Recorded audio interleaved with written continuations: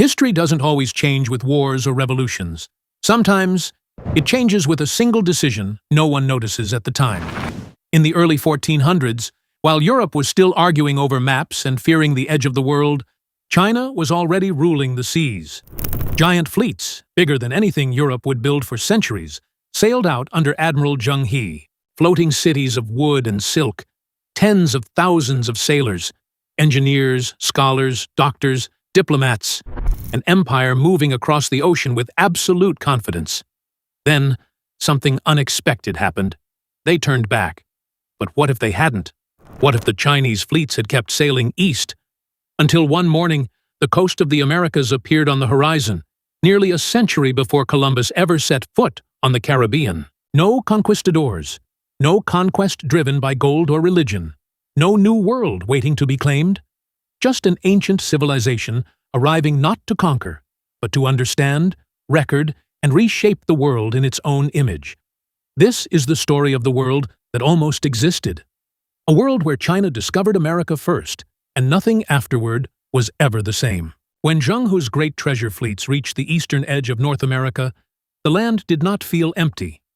It felt unfinished. Vast rivers stretched farther than the eye could see, carrying fresh water deep into the continent. Forests rose in quiet order, dense but balanced, untouched by large-scale human intervention. Plains rolled endlessly into the horizon, rich with soil that had never been exhausted by overuse. To later European explorers, this would look like wilderness, raw and untamed, waiting to be claimed. But to the Ming worldview, this was not chaos. It was an imbalance, and imbalance demanded correction. In Chinese philosophy, land was never something to conquer. It was something to organize, to harmonize, to bring into alignment with heaven itself. The natural world was not an adversary to be defeated, but a system to be understood and guided. Mountains, rivers, wind, and soil were not obstacles. They were signals. That single belief would change everything. The first thing the Chinese did was not build forts, not raise flags, not declare ownership. They mapped. Surveyors spread across the continent with a patience shaped by centuries of imperial administration. Coastlines were recorded in detail. Rivers were traced from mouth to source. Soil quality was measured and classified. Seasonal cycles were logged year after year. Winds were studied, not only for navigation, but for agriculture and settlement planning. Every mountain and valley was examined through the lens of geomancy, the belief that the land itself carried energy that could guide civilization toward harmony or disaster. Settlements were placed where forces aligned, not where conquest was easiest. Where Europeans would later see wilderness, the Ming saw systems waiting to be arranged. By 1420, permanent settlements began to appear along the Mississippi River and the Atlantic coast.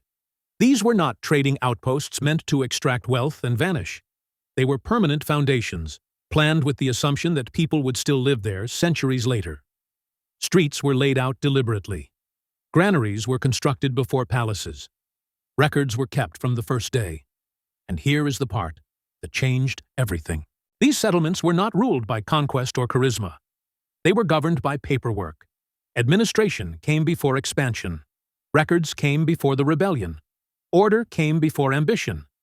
The Chinese had learned long ago that empires rarely collapse from invasion alone. They collapse from internal disorder, corruption, and the erosion of legitimacy. So they brought their greatest invention with them, one more powerful than any weapon: the civil service system. Officials were not chosen by bloodline or battlefield success, but by examination. Knowledge of law, philosophy, mathematics, agriculture, and history determined who governed. Even in this new world, a farmer's son could rise through study rather than birth. This single idea reshaped the entire continent. There were no feudal lords carving out personal kingdoms, no hereditary warrior class hoarding land and power. Authority flowed through written law, administrative rank, and documented responsibility, not swords. And then came the most misunderstood part of the story. The Chinese did not arrive with the goal of extermination. They did not seek mass slaughter, forced conversion, or cultural erasure through violence. Instead, they practiced something quieter, slower, and in many ways, more permanent: assimilation. Indigenous communities were not wiped out. They were absorbed. Those who accepted imperial law, learned the language, paid taxes, and adopted Confucian social order were integrated into the system. Their children were educated. Their leaders were offered administrative roles. Legal protection followed compliance. Those who resisted were not chased down or wiped out. Instead, they were quietly pushed to the margins. Trade stopped reaching them. Education was closed off. Access to administration and infrastructure disappeared. Over time, daily survival became harder and harder, until resistance was no longer something people could afford. It was not mercy. It was administration. By 1550, this land was no longer a distant colony. It was New Cathay, a fully integrated extension of the empire, governed by the same principles that had stabilized China for centuries, and it functioned with terrifying efficiency. There was no Wild West, no frontier myth, no lawless expansion is celebrated as freedom. Every settlement was catalogued, every household registered, every road mapped with intention. Migration was regulated. Land use was planned decades in advance. Cities grew not around gold or conquest, but around bureaucracy. Urban planning followed feng shui principles.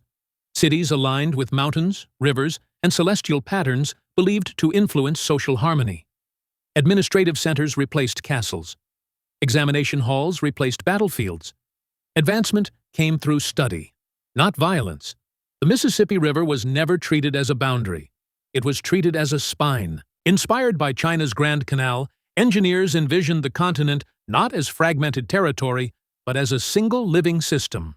Locks, reservoirs, and feeder rivers stitched together an immense inland waterway that ran from the Great Lakes to the Gulf, from the Appalachians to the Western Plains. Barges moved grain, timber, ceramics, and textiles with clockwork precision. Officials traveled faster by water than armies once marched. Messages moved reliably, carried by standardized courier networks that linked villages to capital. Famine became rare, not because nature was defeated, but because uncertainty was planned for. Surpluses were stored, flood cycles were recorded. Regional failures were offset by continental logistics. Risk was not eliminated. It was anticipated, catalogued, and redistributed. Slowly, almost imperceptibly, a new civilization took shape. One where freedom was never the highest value. Harmony was. The family became the bedrock of the state. Filial piety was no longer just moral teaching. It was codified into law. Children owed obedience not only to parents, but to grandparents and ancestors whose names were preserved in household registries. Elders held authority by virtue of age and responsibility, not charisma. The state did not replace the family unit. It governed through it, reinforcing hierarchy at the most intimate level of daily life. Every individual had a defined place, and that place was visible. Clothing marked rank, profession, and marital status. Architecture communicated hierarchy through rooflines, courtyards, and ornamentation. Entire neighborhoods were organized by trade, potters, scholars, administrators, farmers, each with its own rituals, festivals, and obligations. Even hairstyles carried encoded meaning. Identity was not discovered. It was assigned, regulated, and mutually understood. This order produced remarkable stability. But it came at a cost. Individual expression was constrained. Art followed formal traditions that valued mastery over originality. Innovation was encouraged only when it improved efficiency, governance, or social balance. Radical ideas were not crushed violently. They were redirected, delayed, or buried under layers of procedure. Dissent did not lead to executions. It led to stalled careers, quiet exclusions, and social isolation. Religion existed, but only within approved frameworks. Spiritual life was permitted so long as it reinforced ethical order, social duty, and loyalty to the system. Faith was regulated not to erase belief, but to prevent it from competing with the state. Still, prosperity followed. Agriculture flourished on a scale the world had never seen. Crop rotation systems combined indigenous knowledge with Chinese agronomy. Soil management became a bureaucratic science. Food systems were refined to minimize waste and maximize health. Chinese nutritional philosophy merged seamlessly with American crops. Corn was categorized as a warming grain, ideal for laborers and soldiers. Potatoes were classified as grounding foods, suited for scholars and administrators. Squash, beans, and maize were woven into carefully balanced diets based on season, occupation, and climate. Meals were not merely sustenance. They were philosophy, discipline, and social order placed on a plate. Cuisine itself became a ladder of mobility. Imperial kitchens trained chefs through formal examinations. Recipes were memorized like legal codes. Technique, balance, and restraint were prized over indulgence. Culinary mastery became another sanctioned path upward within the hierarchy. By the early 1800s, new Cathay stretched across the continent. Vast, wealthy, predictable. But pressure was building beneath the surface. Population growth strained even the most efficient systems. The examination bureaucracy increasingly favored elites trained from childhood in classical texts and ritual knowledge. Mixed heritage populations, indigenous, European, African, found advancement more difficult, not through open exclusion, but through subtle disadvantages built into cultural expectations. A younger generation began asking dangerous questions.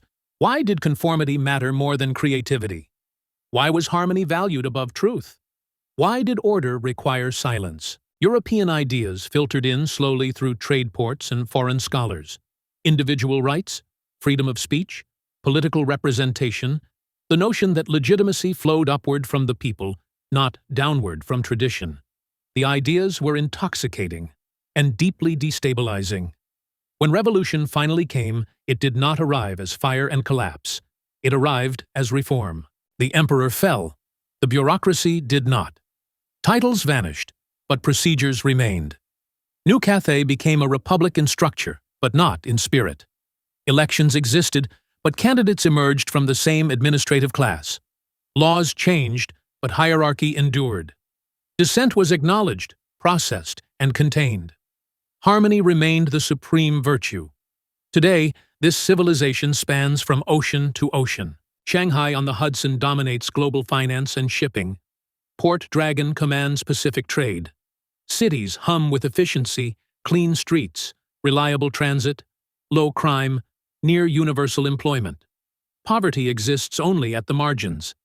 The environment is carefully managed for stability, not beauty. Life is safe, predictable, ordered. But freedom, real freedom, is limited. Speech is guided. Belief is monitored. Identity is defined by function, not desire. Indigenous cultures were never erased through violence. They were absorbed, standardized, filed. Which leaves one final question. If one civilization gained stability, order, and prosperity, and the other gained freedom, chaos, and creativity, which world truly won? And more importantly, which one would you choose to live in? If you enjoy exploring alternate histories that challenge how we think about power and progress, watch the next video and subscribe. Because some paths were never taken, but understanding them helps us see our own world more clearly.